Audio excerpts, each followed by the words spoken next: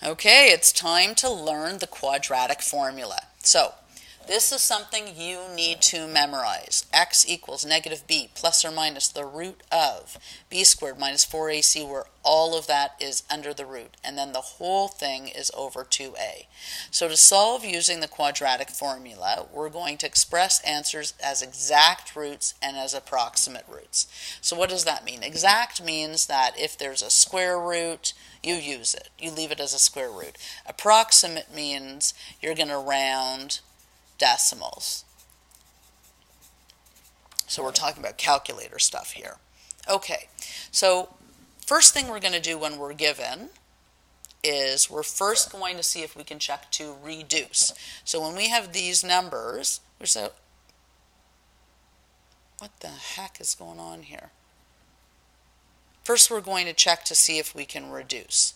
So I think I remember now. This question doesn't actually work, so we changed the question. I've got it. So 48x squared minus 60x plus 12 equals 0. Scratch that. So we know that these numbers are all divisible by 12, so when we divide them all by 12, we get 4, 5, and 1. 4x squared minus 5x plus 1 equals 0. Now, when we do the 4 times 1, what multiplies to 4 and adds to negative 5, we find that there is no number. We cannot factor it using that t-chart or the decomposition method that we've learned previously. And when that happens, we use the quadratic formula.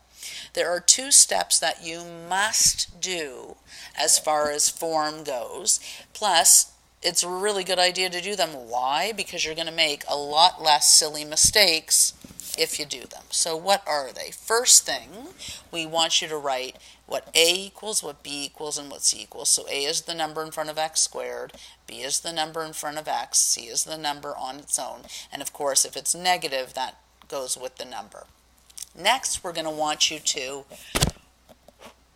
rewrite this equation. Actually rewrite the equation and then sub it all in and continue to go. You do this in this step, I can guarantee you're going to make far less silly mistakes on tests, and I'm assuming you want full marks on things that you know how to do, so do this and do this. That's you're listening to this video because you know that I am going to give you good tips and teach you how to get better marks.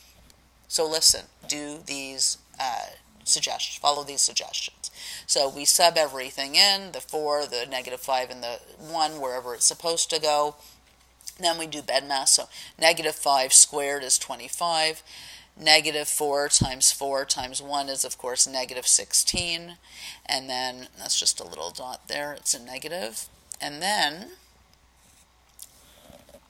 that equals 9. And then here we end up with this, and then this root of 9 is of course 3, and then we simplify 5 plus 3 over 8 and 5 minus 3 over 8, and we get the two numbers. So when you get two numbers like this, what that tells you is that if you would have factored it, you would have ended up with numbers. If you end up with something that has a root in it that can't be simplified, like let's say that was root 7, 5 plus or minus root 7 over 8, then that would have been the final answer for exact, and then you'd plug it into your calculator to get the decimals. Okay, let's take a look at this one. 4x squared minus 2x plus 5 equals 0. So a is 4, b is negative 2, c is 5.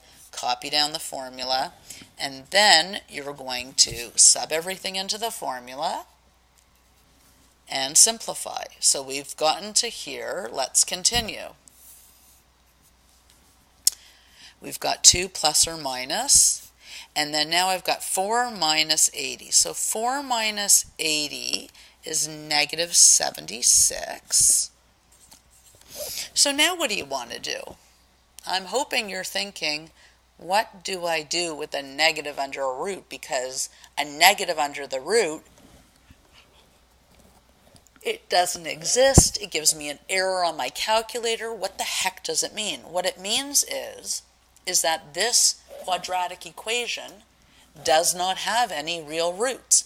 And when you graph it, what it's going to look like is something along the lines of this. And clearly, you've demonstrated that there are no roots or x-intercepts, and when there are no x-intercepts, this is what it looks like. There'll be a negative under the root. So this is what the algebra looks like, and this is what the graph looks like of the same thing. Okay, let's solve something now with the quadratic formula. So a plain mat is placed around a picture measuring 28 by 38 centimeters so that the width of the mat is equal on all sides. So that means this is 28 centimeters, this is 38 centimeters, and this distance all the way around is the same. We'll call it x. The area of the mat is 3/4 of the area of the picture. Find the width of the mat so you need to find this, x. Now, if you know that this area is 28 times 38, and you know that, I'll call it the area of, this is not good, hang on. I'll call it the area of the mat. I'll use their language. The area of the mat is 3/4 the area of the picture, so 3/4 whatever this is. Then you know that the area of everything inside of here is this plus this, right? Because this is the area of this, and this is the area of this. So the area of everything inside of here is this plus this. So this plus this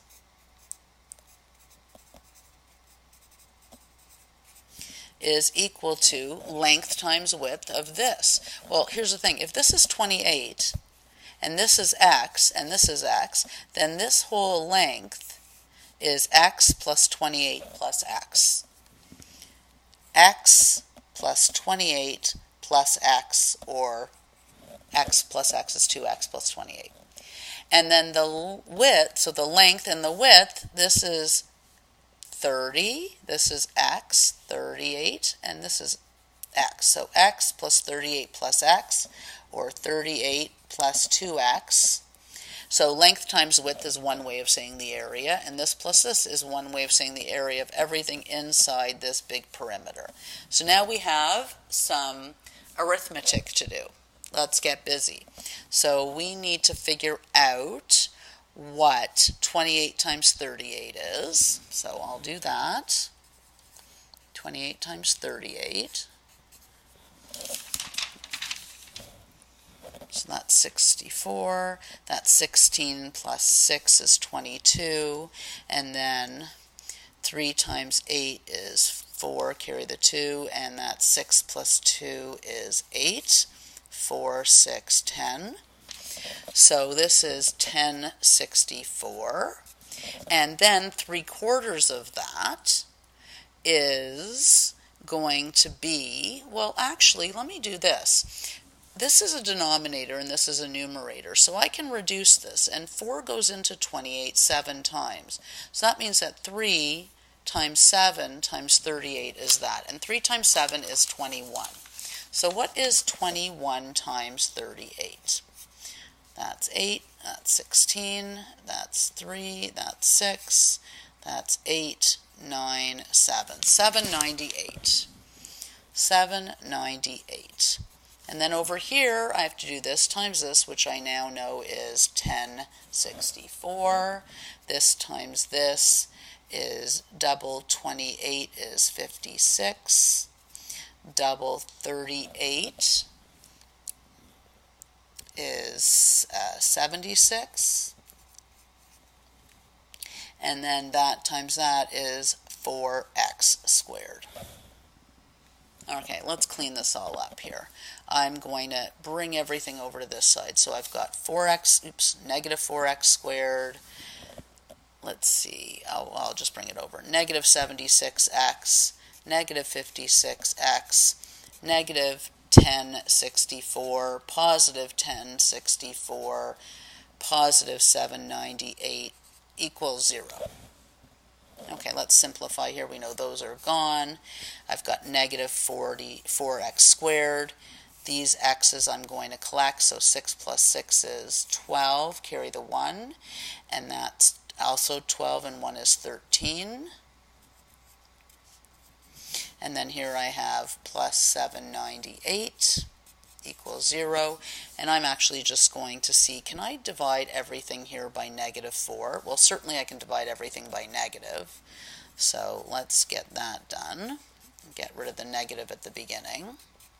And then 4 goes into here. I think 4 goes into everything. Let's see. 4 goes into 13 3 times with 1 left over, and 4 goes into 12 3 times. And then 4 goes into here once with 3 left over, and 4 into 39 is 9 with 3 left over, and 4 doesn't go into 38. Rats. Okay, let's do this then. They're all ending in even numbers, in even digits, so I know we can all divide by 2. So let's do 2x squared, and then half of that is 66, and then half of that, well, that's almost 800, so half of that is 400, or close, so it's actually 399. And then what I'm going to have to do is exactly what I just learned, which is A equals 2, B equals 66, and C equals negative 399, and X equals negative B plus or minus the root of B squared minus 4AC all over 2A. Now I'm going to need to sub all of these in and do the arithmetic. You go ahead and do it, and then we'll check and see how you did.